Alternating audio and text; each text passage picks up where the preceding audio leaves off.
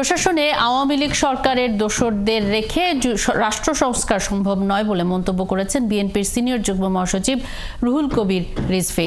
শনিবার সকালে রাজধানী দক্ষিণখানে বৈষম্য বিরোধী ছাত্র আন্দোলনে পুলিশের গুলিতে শহীদ জাহিদুজ্জামান তানভীনের স্মরণ সভায় তিনি এসব কথা বলেন। জনগণের ভোটের অধিকার কেড়ে নিয়ে আওয়ামী লীগ ছাত্র জনতার জীবন নিয়ে ক্ষমতায় থাকতে চেয়েছিল উল্লেখ করে রিজভী বলেন, যাদের হাতে সাধারণ মানুষের রক্ত তাদের বিচার আগে করতে হবে, তা না হলে শহীদের আত্মা শান্তি পাবে না।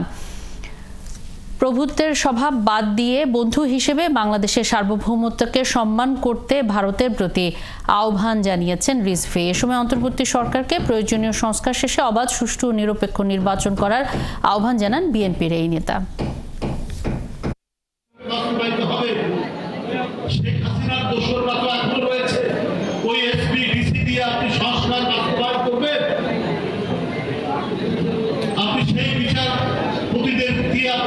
সংস্কার বাস্তবায়ন করবেন।